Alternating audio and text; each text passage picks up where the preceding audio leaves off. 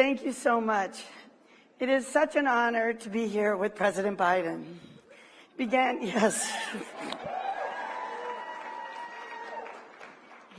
his public service career in county government on the Newcastle County, Delaware Council. So he's one of us, and we know this, and we love him for that because he truly understands county government. Back home in Minnesota, we see every day why it matters to have a president who is local. The historic legislation he has signed delivers billions of dollars affecting millions of people around the country. But he still thinks about that local intersection in our hometown that's dangerous and needs repair. The clean water a family needs. The new factory that creates jobs in our communities.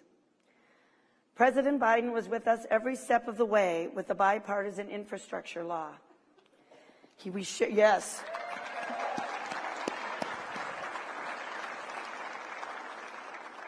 We share his goal to connect every single American to reliable, affordable, high-speed internet. The president is also deeply committed to working with us to address the nation's mental and behavioral health crisis. Thank you so much, President Biden. He went to bat for us in securing historic direct investments in counties from the American Rescue Plan and earlier relief packages. My home county, Ramsey County, partnered with the city of St. Paul in Minnesota to leverage American Rescue Plan resources to invest in housing affordability. This has resulted in nearly 1,300 households successfully replaced from homelessness into stable housing environment. This work is truly transformative.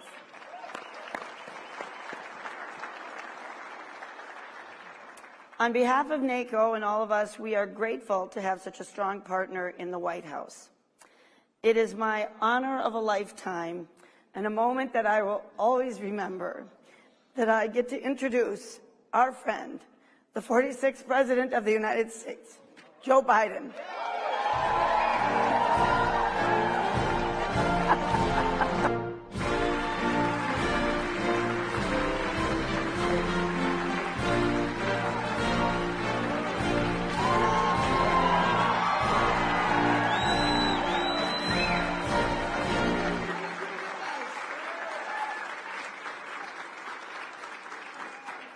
Hello, hello, hello. If you have a seat, take one. Thank you so very, very much. You know, I want to thank Commissioner McGuire for Ramsey County, Minnesota. The fact is that it's an honor to join all of you, and I want to thank you for how far we've come these last 3 years, and I want to thank you. We have more to do, but with your help, we're making real progress in red counties and blue counties. I promise to be a president for all Americans, whether you voted for me or not. Well, together, no, it's okay. Together, we're making a big difference bringing this country together and not tearing it apart. Now, some of you know I started my career as a county councilman. I ran for the United States Senate because serving a local official was too hard. That's almost true.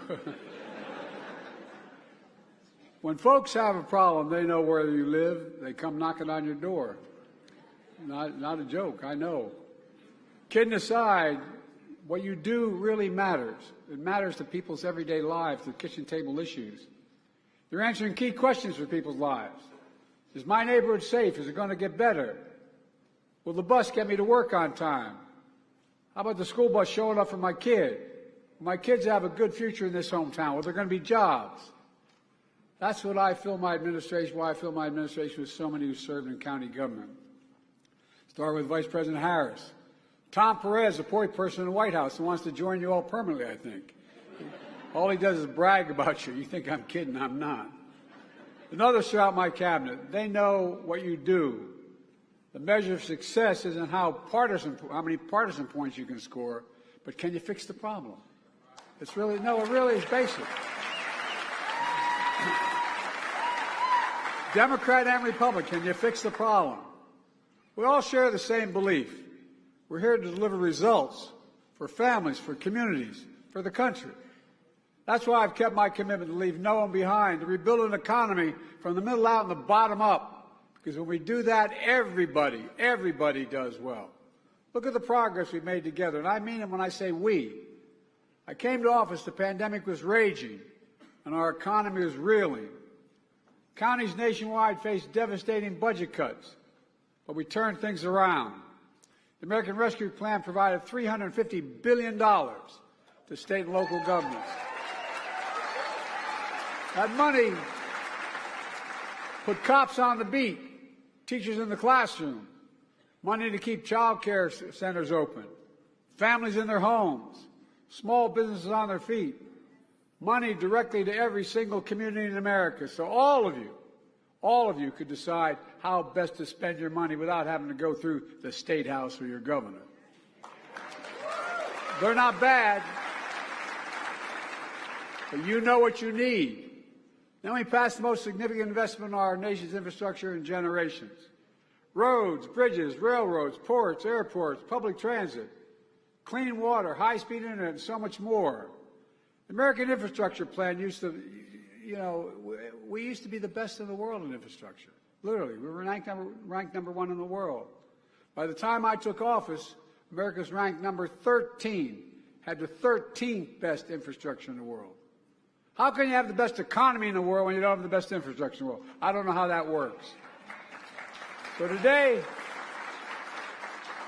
we're on our way to leading the world again. Over 46,000 new projects announced. With jobs now, jobs for the next decade, in your counties, in your communities. You know, just like FDR passed the Rural Electrification Act to deliver electricity to nearly every home and farm in America, we're building affordable, high-speed internet for everyone in America. Because the internet is just as essential today as electricity was then.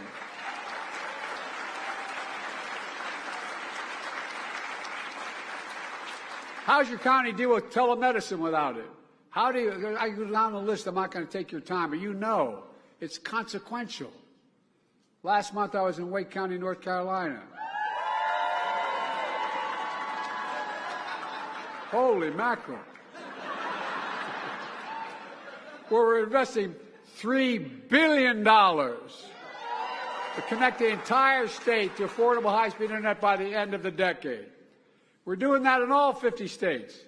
We've already saved 23 million families as much as $75 a month in infrastructure bill, in their internet bills. It's essential for children to do their homework, small businesses to sell their products, folks to have access, as I said, to telemedicine instead of driving long distance to see the doctor. We're also replacing every poisonous lead pipe in America so everyone can turn on a faucet and drink clean water and not worry about brain damage for our children.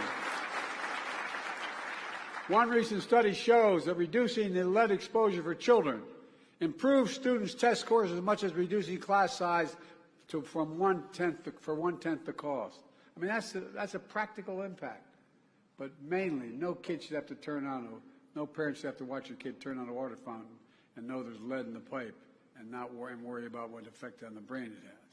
At the same time, we're making the biggest investment in climate change ever anywhere in the entire world.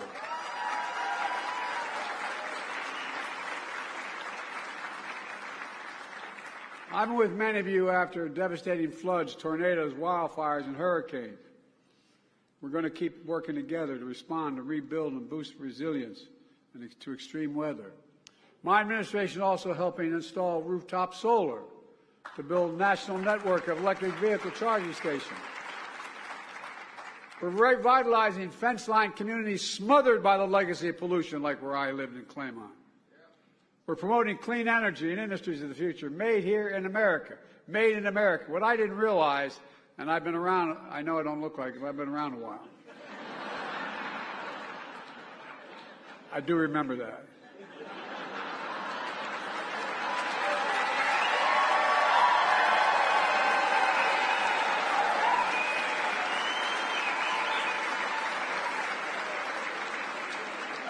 But you know, there's so much we're getting done.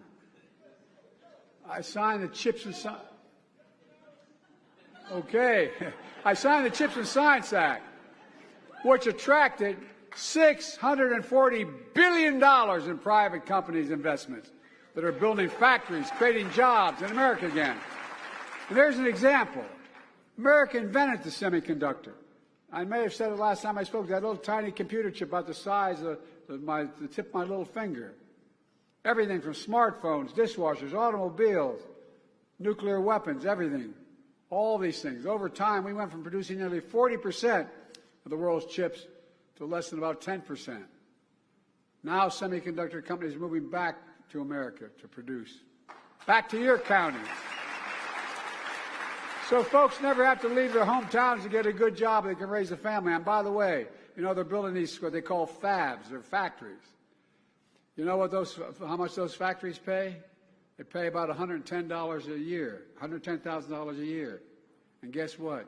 You don't need a college degree to have that job. And all these companies tell me they're coming back because we have the best workers in the world. When I got on a plane and went to South Korea, they said, what the heck are you doing, Joe? I said, I'm going to try to convince them to invest here. Why? Remember we had that supply chain issues? We couldn't get these chips? Well, guess what? Samsung came and met with the president of South Korea. And all of a sudden I asked the leader of the company, I said, why will you invest in America?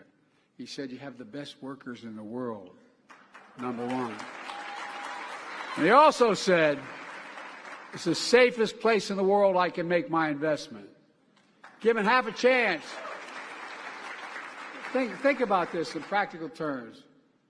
Given half a chance, American workers have never, ever, ever, ever let this country down, ever, when they're given a chance. Never.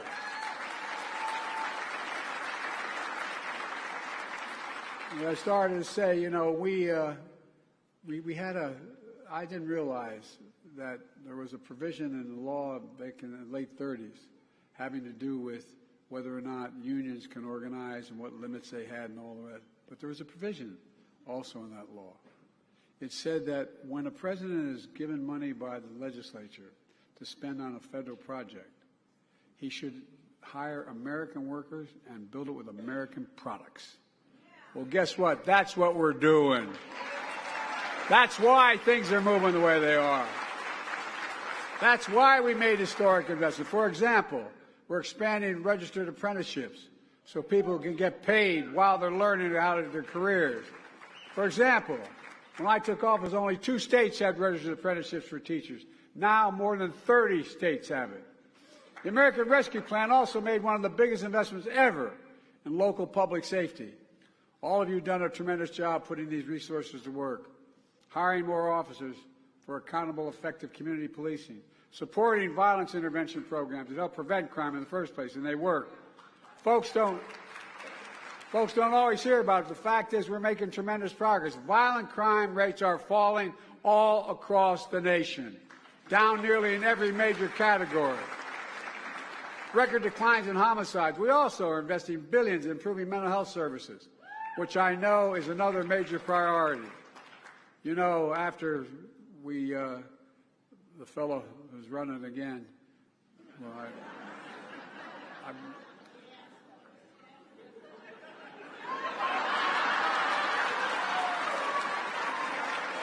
after he did not move on making sure that we dealt with vaccinating the American public, we ended up losing over 1 million people dead. 1 million people. 1 million. And the studies show that for every one of those who died, there were 8 to 10 significant others who left behind. Brothers, sisters, mothers, fathers, sitting down at a kitchen table with an empty chair. Folks, my top priority to me is to add, that's why I asked Dr. Vivek Murthy, Admiral Murthy, to be the Surgeon General, because to make mental health a national priority. We're expanding community clinics, mobile unit clinics, working to treat causes of addiction while cracking down on deadly fentanyl trafficking. Folks, we've spent months working on a bipartisan border bill that included the most humane, fair reforms in our immigration system ever. It also included the toughest set of reforms to secure the border ever. It was a win for the American people, a win for your counties. But some of my extreme Republican friends, and by the way, this is not your father's Republican Party. I don't mean to I'm not taking on all Republicans. I really mean it. The MAGA Republicans, a minority, but a powerful minority, they went out and they killed the deal. My predecessor said he didn't like it. It was a loss for him. We have to end the political games, folks. Who we work for.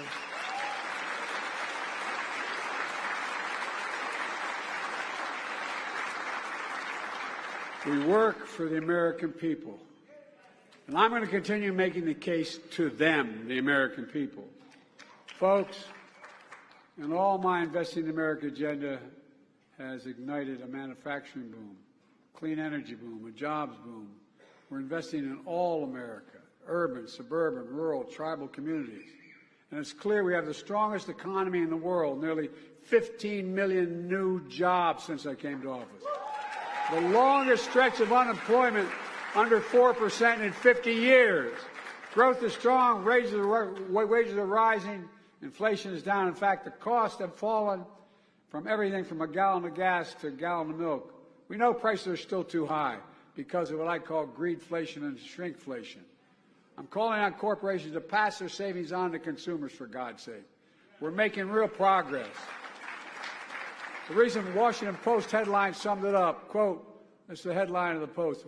Falling inflation and rising growth give the U.S. the world's best recovery, the world's best recovery. It's because you implemented what we did. You made it work. And folks are starting to feel it. We've got a way to go yet. Consumer sentiment surged 29% in the last 2 months, the biggest jump in 30 years. Americans have filed for a record 16 million new business applications since I came to office. And every one of those applications is a sign of hope. We're just getting started, folks. We've got to keep moving. We have to defend our democracy. To all the county elected workers in America, election workers, thank you. I never thought I'd have to say this to anybody, but thank you for your physical courage. Thank you for your courage and your service to your community. The idea that I ever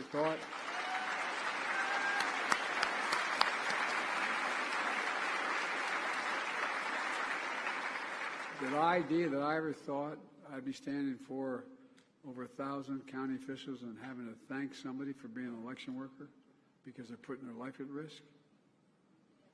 Something's wrong, folks. We've got to change this. We've got to change the attitude in this country. Let me close with this.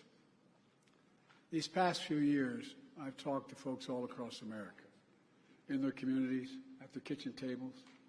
They often tell me how back in 2020 they were down. They'd lost their business. They'd lost faith. And then the laws we passed and the work you did to make them work began to bring them back on their feet, creating new jobs, new businesses, a new cycle of hope. That's why when we see folks, when you see shovels in the ground, people going to work, I hope you feel the pride in what you've done. Pride in your hometowns and making a comeback. Pride in America. Pride in knowing we can get big things done when we work together. That's America. Working together. That's what you do.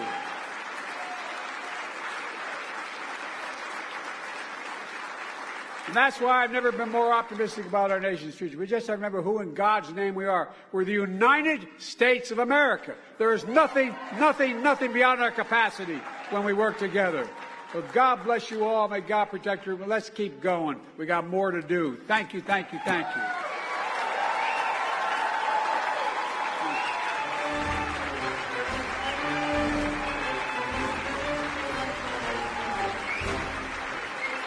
One more thing I forgot. I forgot to mention Newcastle County, Delaware. Where are all my 5? Come on, stand up. Where are? Over there. God love you. Like I said, they know where you live. All right. Thank you. Appreciate it.